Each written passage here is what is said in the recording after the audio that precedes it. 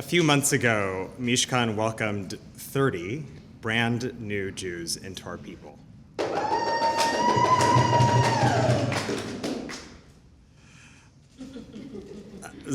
Absolutely. They finished the conversion process in August, either at the community mikveh in Wilmette or in the waters of Lake Michigan.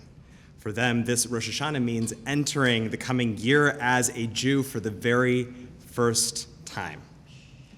It's an incredible privilege to be present for each person's immersion. They enter the mikveh just as they enter the world without clothes or jewelry or makeup. They take a deep breath and dunk their head under the surface, suspending themselves in the water for just a few seconds. And when they resurface, they say the blessing, Baruch atah Hashem, Eloheinu melech haolam, Asher kiddeshanu b'mitzvotav v'tzivanu al ha'tevilah. Blessed are you, source of all things, who brings holiness into our lives through our actions, asking us to immerse ourselves in water. This blessing is their first words as a Jew. The immersion is their first mitzvah. And when they come out of the water, they are wrapped in a towel in the embrace of their loved ones. It's a moment that is overflowing with joy. But this is also a challenging time to be choosing Judaism. For this cohort, their first class was only a few days after October 7th. In that moment of grief, with over 1,000 people murdered and hundreds taken hostage, we could not have predicted how the year would unfold. The unbearable heartbreak of so many innocent people killed, the darkening shadow of antisemitism in the diaspora, and painful questions around our relationship with and responsibility toward the state of Israel. I sat with my students as they wrestled with what it means to be a Jew in this moment, tangled in the Gordian knot of power and privilege and persecution. There's a teaching about joining the Jewish people recorded in the Talmud. The rabbis dictate that when someone comes to convert at a time such as this, we say to them, "What did you see that made you want to be a Jew? Don't you know that the Jewish people are anguished and oppressed and despised and harassed with hardships frequently visited upon them?" And if this person says, "I know, and I nevertheless desire to do so," then the rabbis accept them immediately to begin a course of study. I first encountered this text in rabbinical school, and I've used this text in classes that I've taught to spark discussions about the challenges of conversion, but until this year, I had never found myself actually having this conversation with my students. Don't you know that we're in pain? Can't you see how much people hate us? What did you see that made you want to be a Jew? Over several years, and the past few months in particular, we've seen a steady increase in anti-Semitism and acts of hate around the world and here in this country. It's hard to track this troubling trend for a couple reasons. First, there is actually no national standard for reporting hate crimes. And so for many cities and towns, we rely on the incidents that make headlines, whether in the news or on social media, rather than any official data. Second, it demands that we define what is and what is not anti-Semitism at a time when that definition has become dangerously politicized. Take a report released by the Anti-Defamation League that tallied a 360% increase in anti-Semitic incidents in the 3 months following October 7th. A lot of the data is deeply concerning. There were 56 reported instances of physical assault, 554 reported incidents of vandalism. And we've seen it here in Chicago, a swastika drawn on the Hillel Social Room at Loyola University, or hateful leaflets with bags of rat poison left on cars in Bucktown and Lincoln Park. But also, folded into the ADL's staggering statistic are rallies that included anti-Semitic or anti-Zionist rhetoric. We have to be very, very careful to distinguish between people protesting the actions of Israel and people using the veneer of moral outrage as a veil for their hatred. Anti-Zionism and anti-Semitism should not be conflated, even if they can overlap. And those of us who are in the work of Palestinian solidarity must be honest about how certain expressions of anti-Zionism push out and alienate Jews who largely feel connected to Israel in some form or another. Many of these Jews are also those who have joined in parallel the hundreds of thousands of Israelis who've been calling for a ceasefire, an end to the occupation, and holding Netanyahu and his allies accountable. Being a Zionist can and should include a critical eye toward the state of Israel. And being an anti-Zionist does not have to mean and should not include a denial of Jewish indigeneity. Our history connects us to Eretz Yisrael. This doesn't mean that the state of Israel needs to look the way it does now, but the fact is that 7 million Jews, alongside 7 million Palestinians, call that land home, just as their ancestors did. A recent survey out of Brandeis looked at the attitudes of undergraduates who attend universities with significant numbers of Jewish students. They found that 2/3 harbored no hostility towards Jews or the state of Israel, and I couldn't decide if this number was relieving or concerning, although in the inimitable lyricism of Meatloaf, 2 out of 3 ain't bad. Among the remaining third, it was split in half between those hostile towards Jews but not Israel and those hostile towards Israel but not Jews. Only a small number actually expressed views that could be categorized as both anti-Zionist and anti-Semitic. Yet the lead researcher warned that these groups sometimes draw upon similar rhetoric, and that the term Zionist, unmoored from its original meaning, can become, quote, a different way of expressing the same old hostility, the same old prejudices. We need to be wary of conspiracy myths, regardless of the label that is being used, and we must understand how slogans and statements are shaped by histories that precede this moment. All of this proves how hard it can be, but also how necessary it is, especially for people who consider themselves part of these movements, to separate those who are critical from Israel from those who, whether consciously or through their own ignorance, hate Jews. It's clear that something has shifted. We have been placed at the center of a national debate that calls our sense of belonging and safety into question, including spaces where we previously felt like we fit in. I think this is particularly true for those of us who have found solidarity and shared purpose with political projects on the left, whether it's the fight for reproductive freedom or the movement towards racial equity. It can feel like our pain is not being taken seriously by people we have come to think of not only as our allies, but as our friends.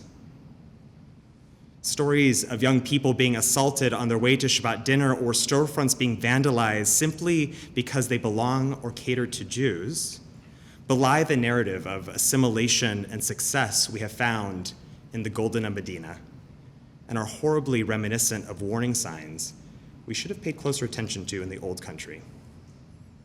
We've watched as our grief has become the exception for national sympathy. Take the failure of women's rights organizations to show up for victims of gender-based violence on October 7th, or worse, the interrogation of these stories as propaganda. As Franklin Foer noted in an article published in The Atlantic earlier this year, the golden age of American Jews might be coming to an end. A report released by the American Jewish Committee, which surveyed people in the months following October 7th, found that 4 out of 10 Jews have personally experienced anti-Semitism in the last year. Yet a figure I find more telling and even more disturbing is that nearly half of all Jews have significantly changed their behavior out of fear of becoming a target, including hiding visible symbols of their Jewishness. I've had the thought myself, walking out of services, the embarrassment or guilt of hiding that I am a Jew smaller than the fear that tells me to take off my kippah and fold it into my pocket before getting on the bus home. And I know that I should say, be brave. But hiding my kippah is not just about avoiding violence, God forbid, but also the pointed stares and awkward conversations. I was recently at a bar with some friends, and someone I had literally just met, finding out that I'm Jewish, asks, "So where do you stand on Israel?"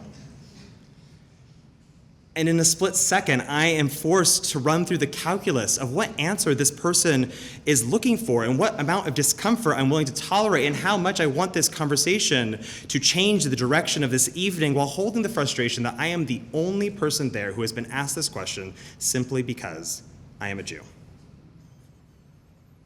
This is one of the things that is most dispiriting about anti-Semitism, that it not only manifests as acts of violence or vandalism, but also masquerades behind the seemingly innocuous, a simple question, a casual statement. It makes the work of naming it especially fraught, as we constantly calculate what is born of ignorance and what is actually born of hatred. Rabbi Jonathan Sachs once wrote that anti-Semitism is so hard to define because it presents as a series of contradictions, a virus that mutates to infect the body politic, adapting to any attempt to seek it out and eradicate it. It certainly appears on the right, and it also appears on the left, and it also appears in the center. And so we find ourselves trying to draw attention to something that, when it's looked at directly, suddenly disappears or obfuscates itself behind something that isn't a big deal. It's just a question, right? So one of the activities that I do with my conversion students is a mapping assignment. I give them about 50 pieces of paper printed with different moments of anti-Semitism that have occurred across history, from the Third Council of Toledo in 589 CE, which severely restricted the rights of Jews in Christian Europe, to now. And their job is to place them in the correct century and map patterns they see across time. And one of the purposes of this activity is to show them how anti-Semitism thrives in close association with the truth. Let me give you an example. It is true that the Rothschilds were one of the most powerful banking families of the industrial age. It is true that they gave loans to European powers and therefore could be a decisive force in the wars between them.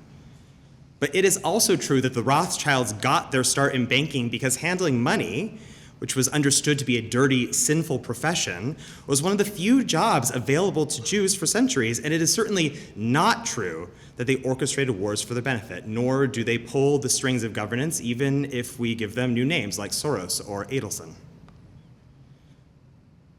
Barry Weiss, in her book, How to Fight Anti-Semitism, writes, "Anti-Semitism is fueled by the malicious, but often feeds on the ignorance of the well-intentioned. The social structures that allow the wealthy to profit from armed conflict should be dismantled. This is a just cause, but to assign blame to Jews is not only false, but it distracts us from the actual sources of inequality and injustice." Shane Burley and Ben Lorber, in their book, Safety Through Solidarity, observed that the simplified explanation offered by anti-Semitic conspiracies of Jewish control, quote, protects the powerful by telling the disempowered an inaccurate story about how to free themselves. Now, I'm intentionally putting Barry Weiss and Shane Burley and Ben Lorber in conversation with one another because anti-Semitism is part of the backdrop for all Jews, no matter where we fall on the political spectrum. Another purpose of this mapping assignment is to help my students understand how this hatred shapes the way Jews walk through the world. It can be odd to think of carrying the weight of anti-Semitism as a learned behavior, especially for people born into the Jewish community. For so many of us, this posture of vigilance and suspicion required to navigate a hostile world is inherited, perhaps innate, a knee-jerk reaction to the lessons of history. Research has shown that intergenerational trauma is not only taught, although the environment we're raised in plays a key role in this, but it can be passed through our very DNA. Dr. Rachel Yehuda, who is a leading researcher on epigenetic responses to trauma, studied the children of Holocaust survivors and found that there were changes to their genetic structure, particularly around the production of and response to cortisol, the stress hormone. She notes that epigenetic influences represent the body's attempts to prepare offspring for challenges similar to those encountered by their parents, and reinforced by observing our relatives' behavior and internalizing stories of the past, we subconsciously respond to warning signs that our safety is being compromised. Overall, my experience, as a Jew by choice myself, is one of acceptance, if not admiration. Yet the fastest my status as a convert gets used as a means of dismissal or delegitimization by other Jews is in hard conversations around anti-Semitism, and by extension, the role that the state of Israel might play as a safeguard against another Holocaust. There's a feeling that it's something that I just can't really understand, that no amount of education or empathy can replicate the epigenetic instinct inherited and reinforced through a lifetime of experience to always have an exit plan just in case. It's a cheap and hurtful way to win an argument. But in some ways, the people who use my conversion status as a trump card are not entirely incorrect. I walk through the world as a white, cisgender male who has been socialized to navigate the dominant culture of this country with ease. When I take my kippah off, people don't immediately perceive that I'm a Jew, and also, depending on what I'm wearing or how I'm acting, I'm not always read as queer either. Not only do I have the safety of hiding behind the identities given to me at birth, I benefit from their privileges as well. Now, some converts do come to our people with an understanding of what it is like to bear the weight of inequality and injustice. Their other identities, whether gender or sexuality or race or disability or chronic illness, already attune them to the insensitivity and brokenness of the world. And in fact, it is this experience of the world's brokenness that drives so many folks to choose our community as a people historically conscious of and committed to fixing it. And it is also true that anti-Semitism is a unique hatred. As Burley and Lorber note, it scrambles many of the categories that we commonly use to understand identity and oppression. As Jews, we stand at the intersection of power and powerlessness, privilege and prejudice, being pulled in and being pushed out in a way that doesn't sit well with how we conceive of other systemic problems like racism. Something I tell my students is that we learn about anti-Semitism to understand it, of course, but also so that we are better at recognizing it and combating it. I'm reminded of the posters for the United States Holocaust Memorial Museum. You might know the ones I'm talking about. They read, "The next time you witness hatred, the next time you see injustice, the next time you hear about genocide, think about what you saw." We, as Jews by choice, may have not been inculcated with an instinct for identifying anti-Semitism, but we can, with practice, become more aware of how it continues to manifest around us, and perhaps more importantly, how it both commands and constrains this community that we have chosen to become a part of. An epigenetic trauma response is vital for our survival, sometimes. The problem with any behavior pattern is when it becomes activated in a context when it is not needed. It doesn't make these behaviors bad, per se, but these responses can become a barrier to living well. My therapist would be very proud of me right now. Dr. Dana Berger describes it's like a drowning child who manages to grab a life jacket and survive. And so when she gets out of the water, she keeps it on, just in case. And while she's still a kid, no one thinks much about it, right? Kids do funny things sometimes. But as she grows up, the thing that saved her life now bumps into other objects. It actually gets in the way of her becoming close to people she cares about. It just obstructs her ability to just live in the world, wearing this life jacket and walking around in it. It's not that the life jacket is bad or wrong. It's just not the tool that she needs to make it through her world today. The trauma response can obscure our ability to see what is in front of us for what it is. It distracts us from everything else, narrowing our vision to only see warning signs, reinforced by this constant drip of bad news we receive through our phones or the existential dread conveyed by headlines. When we only look at what we're running from, it can become almost impossible to envision what we're heading toward. I had the opportunity to sit down with Ambassador Deborah Lipstadt, the special envoy to monitor and combat anti-Semitism, just a few weeks ago. She spoke about the problem of only seeing the Jew as an object, something that is acted upon, rather than the Jew as a subject. She explained that the only way she is able to do the work of fighting what is being done to Jews is to remember what we do. If you've ever joined us for Morning Minyan, online weekdays, 8 a.m. Central, you'll know that I like to begin Tuesday by inviting people to share something they are grateful for. The gratitude practice is encoded in our tradition. The rabbis teach we should start each day with the words, Modeh ani lefanecha, ruach chai v'kayam. Grateful am I as I sit before you, living spirit of the world. Gratitude is not a practice of naivete, but an act of resistance. We don't recognize and embrace our blessings to ignore the difficulties we face, but to create space to celebrate the things that we are overcoming those difficulties for. There's a story about a group of rabbis who visit Jerusalem shortly after the destruction of the Second Temple. And as they walk among the rubble of the Temple Mount, they see a fox emerge from its ruins. All the other rabbis start weeping. Rabbi Akiva begins to laugh. And they ask him, how could you be laughing right now? And Rabbi Akiva responds, and why are you weeping? And the rabbis say, look around you. This was once the sacred center of our tradition, the gathering place of our people, and now foxes have made their home in its ruins.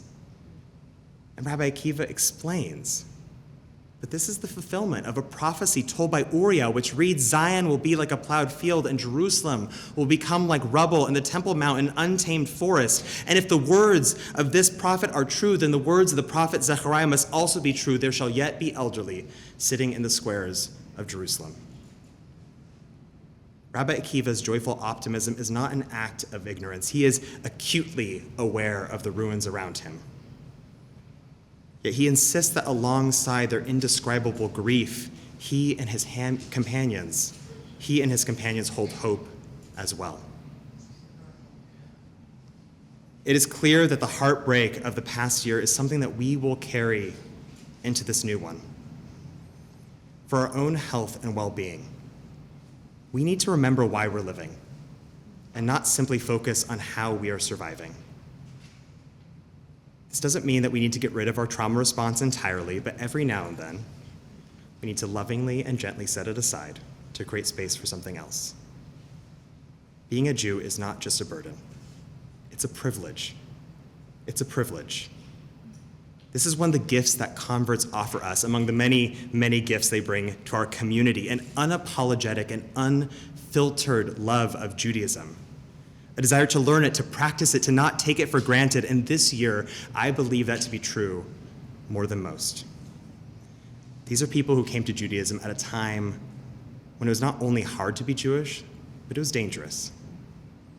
So I asked them, what did you see that made you want to be a Jew? Here are a few things they told me. Anne said that the heart of Judaism is reflection and questioning, interpretation and discussion. And Audrey said that because of this, she doesn't feel deficient if her belief is changing or fluctuating, and she doesn't feel alone in it either.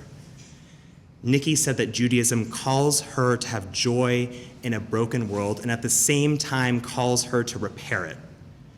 Josh said that our tradition reminds him that there is something that should be honored and kept holy in every single person and in aspects of the world itself, places and gatherings and objects and songs. Sloan said that marking Shabbat gives them an opportunity to look forward to the end of each week as a chance to recenter themselves in time. And after putting a mezuzah on his door, Alex said that touching it is a daily reminder to walk a little more upright, to be kind and understanding, and have a good attitude when he's outside of his home. And Andrew said that even though he might not do every mitzvah, every commandment, this tradition is now a part of him. And so whatever his practice, whatever it might look like, it ensures that our community will continue for another millennia or two. Michel Azanafishus, the French director, in a recent essay in Le Monde, wrote that although he is Jewish, he's never thought much about it, but over the past year, With the rise of antisemitism, he has felt, quote, more and more obligated to be a Jew, to react as a Jew, to think as a Jew, in short, to be a Jew above all else. I sincerely believe that one of the best responses to hate is to be more unapologetically the thing that people hate. It is true that anti-Semitism is a problem. It's true that we should be aware of this fact, and there may be moments when we need to make decisions out of a need for safety, but we cannot let these facts become the reason for our smallness. We must not let what is done to us make us forget what we do. So there's this trope about the rabbi giving the get more involved sermon at the high holidays, and I never thought that would be me, but here we are. Here we are, I'm doing it right now. I want you to be more Jewish. I want you to do more Jewish. And I actually honestly don't care how you do it, but I want you to do it. I want you to sign up for a class or come to services or listen to our podcast or listen to any Jewish podcast. Wear a kippah, wear a Star of David, say yes to those lovely boys from Chabad who want you to wear tefillin. Buy a mezuzah, bake challah, host a Shabbat meal, learn how to read Torah, learn how to study Talmud, learn the stats of every Jewish baseball player who's ever played for the Cubs or the White Sox, your choice, either, both, I don't care. Have hard conversations about Israel and Palestine, and if you've never been, visit in a way that aligns with your Jewish values. I hear we might be planning a trip for next summer. Stand up for what you believe in. Stand up for what you believe in, but also keep your heart open to learning for what we call machloket l'shem shemayim, arguing for the sake of a greater truth, rather than the need to be right. This last year, I was blessed with 30 reminders of how Judaism is a life-giving and life-affirming tradition that leaves this world just a little better than we found it. It was the reminder I needed at a time that seemed to demand our despair. And as these brand new Jews stand on the stage at Kol Nidre in just 10 days, holding the Torah, wearing white, some of them fasting for the first time, I am grateful to their presence. I am so grateful to their presence. As examples to all of us, how we can hold the weight of what it means to be a Jew in this moment, with gratitude and with joy and with love. Shana Tova, I hope this year is a blessing to each of you and to all of us.